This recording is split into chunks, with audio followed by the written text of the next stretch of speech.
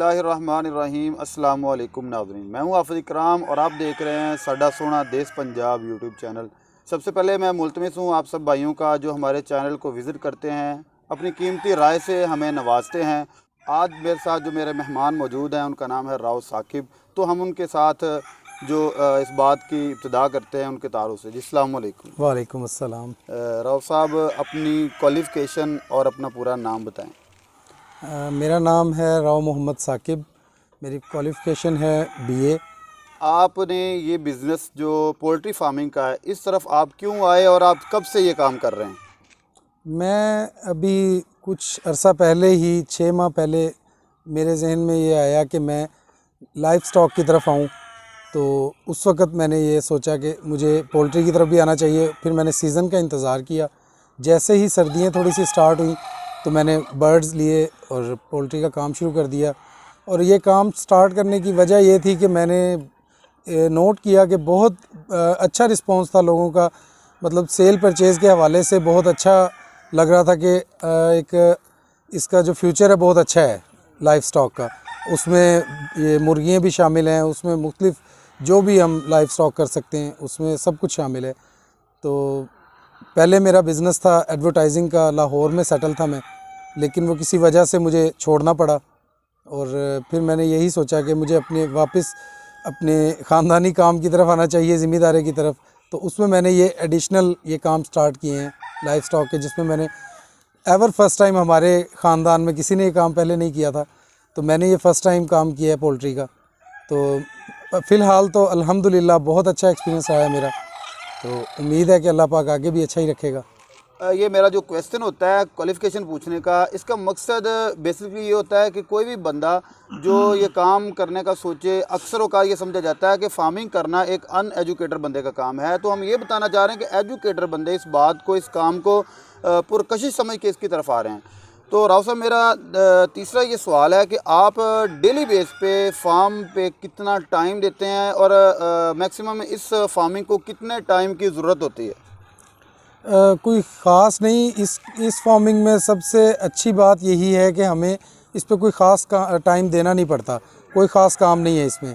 इसमें सबसे ज़रूरी जो काम होता है वो इनका वाटर का काम है। जो इनके वाटर बॉक्स हैं वो फिल करने होते हैं, या इनको फीड डालनी होती है 2 टाइम। एक टाइम वाटर बॉक्स रखने हैं, एक टाइम 2 टाइम फीड डालनी है। बस ये 15-15 मिनट के 3 काम हैं आपके। उसके बाद आप बिल्कुल फ्री हैं इनकी तरफ से। हाँ, अगर आप ये करते हैं कि आप इनको खुला छोड़ते हैं, जैसे मैं छोड़ता हूँ अपनी मुर्गियों को, अपने तमाम बर्ड्स को मैं सुबह खोलता हूँ और तकरीबन कोई 3 बजे बंद कर देता हूँ। तो उसमें ये होता है कि हमारी तमाम एक तो फीड का ख़र्चा कम होता है, दूसरा जो हमें पानी का मसला होता है वो भी नहीं होता। पानी भी ये खुद ही जहाँ भी मिलता है वहाँ से पी लेती हैं। इससे इनका इम्यून सिस्टम, क़ुव्वत मुदाफ़ियत इनकी जो है वो स्ट्रॉन्ग होती है। उसकी वजह से इनमें कोई बीमारियाँ बहुत कम आती हैं। इसीलिए मैं इनको टाइम मुझे बहुत ज़्यादा नहीं देना पड़ता। मैक्सिमम अगर आप टाइम लगाएं तो सिर्फ़ एक ये टाइम है कि जो आपने अपने अर्निंग के लिए अंडे इनके उठाने हैं वो आपका टाइम लगता है, बाकी इसमें कोई टाइम नहीं लगता। और सर, इसके साथ ही बड़ा अहम सवाल है कि आपने ये जो बर्ड्स हमें नज़र आ रहे हैं, ये कितने आपने परचेज़ किए थे और उस वक़्त एक बर्ड की मालियत क्या थी, और इनको अब इस वक़्त इस फार्म में कितनी एज हो चुकी है? जब मैंने ये बर्ड्स परचेज़ किए थे 2.5 माह पहले तकरीबन, उस वक़्त इनकी एज तकरीबन 80 to 90 डेज़ थी। इस वक़्त इनकी एज तकरीबन 150 से अबव जा रही है, 150 डेज़ से अबव है इनकी एज। तो मेरे पास टोटल बर्ड्स जो हैं वो 400 हैं। और जो अक्सर लोग इस चीज़ से परेशान हो जाते हैं कि बीमारी आएगी और मोर्टेलिटी हो जाएगी, मर जाएंगी मुर्गियाँ, हमें बहुत ज़्यादा लॉस हो जाएगा। तो मेरी उन भाइयों से ये गुजारिश है कि ऐसा बिल्कुल कुछ नहीं है। ये डॉक्टर्स की तरफ से कह लें या ऐसे लोगों की तरफ से जिनको कभी कोई अपनी गलती की वजह से कोई नुकसान हुआ है, तो वो इस एक कारोबार पे थोप देते हैं कि ये कारोबार ही नुकसान वाला है। तो ऐसा कुछ नहीं है। आपकी सिर्फ इतनी सी केयर चाहिए कि आप इन पे नज़र रखें कि कोई बीमार हुई है तो उसको निकाल के अलहदा कर दें, बस इतना सा आपका काम है। इसमें कोई ज़्यादा आपको वर्क नहीं करना पड़ता और आपको बहुत ज़्यादा प्रॉफिटेबल मतलब नज़र आएगा ये काम जब आप करेंगे। और ओपन एयर में अगर आप इसको छोड़ते हैं ना, तो सबसे ज़्यादा फ़ायदेमंद इसमें यही काम है, क्योंकि आपकी फ़ीड का ख़र्चा कम हो गया, आपकी खपत कम हो गई। और आपकी जो अर्निंग है वो ज़्यादा बढ़ जाएगी। जब इनका इम्यून सिस्टम स्ट्रॉन्ग होगा तो इनके अंडे देने की सलाहियत डबल हो जाएगी। और इसके साथ मेरा एक और सवाल है कि आपने जब ये परचेज़ किए थे उस वक़्त इनका वज़न क्या था और इस वक़्त इनका वज़न क्या है? जब मैंने परचेज़ की थी उस वक्त तकरीबन 800 ग्राम इनका वज़न था, एवरेज 800 ग्राम था। और इस वक्त इनका वज़न तकरीबन कोई 1900 ग्राम या 2 किलो के करीब आप कह लें कि है। और इस वक्त तक आपके एक बर्ड पर कितनी कास्ट आ चुकी है? उसके परचेज़ करने की कीमत को मिक्स करके 4 मंथ तक उसको जो आपने फीड दी है ये सारी प्लस करें तो एक बर्ड पर आपकी कितनी कास्ट आ चुकी है प्रॉपर? जी बिल्कुल, मैंने एक बर्ड ख़रीदा था तकरीबन 400 रुपये के राउंड अबाउट में, और उस पे मेरी अब तक जो टोटल फीड, वाटर और उसमें जो मल्टीविटामिन्स मैं इनको दे रहा हूँ वो मिला के टोटल मेरी कॉस्ट अभी तक 300 रुपये तकरीबन आई है। टोटल मतलब हो गए 700 रुपये मेरी कॉस्ट टोटल आई है। एक जानवर 700 रुपये का? एक जानवर इस वक्त, एक परिंदा मुझे 700 रुपये में पड़ रहा है। और इस वक्त आप जो इनकी अंडे देने की एवरेज है वो कितनी है? मतलब कि आप डेली कितने अंडे उठा रहे हैं और ये टोटल कितनी मुर्गी हैं? सर इस वक्त मेरे पास तकरीबन कोई 40 मेल हैं और एक 360 फीमेल हैं। तो उसमें मैं तकरीबन 270 अंडे उठा रहा हूँ जो कि डेली बेसिस पे बढ़ रहे हैं। कोई 2 या 3 4 डेली बढ़ रहे हैं अभी। तो इसकी एवरेज तकरीबन कोई 70 to 80 के दरमियान आ जाती है परसेंटेज में, कि 70 to 80% ये अंडे हैं। ये अंडा इसने कितनी एज में जाकर देना स्टार्ट किया था? ये अंडे इन्होंने स्टार्ट किए थे जब ये मेरे पास आई थी, उस वक्त ये थी 80 to 90 डेज़ की।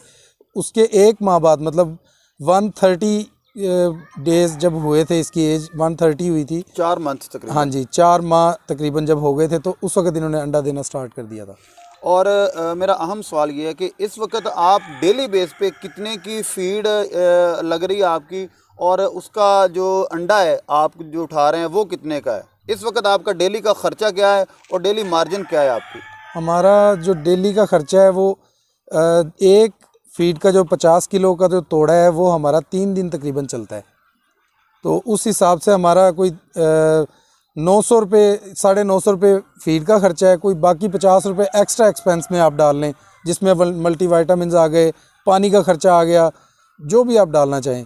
तो ये 1000 रुपये मैक्सिमम हमारा ख़र्चा है इस पे पर डे।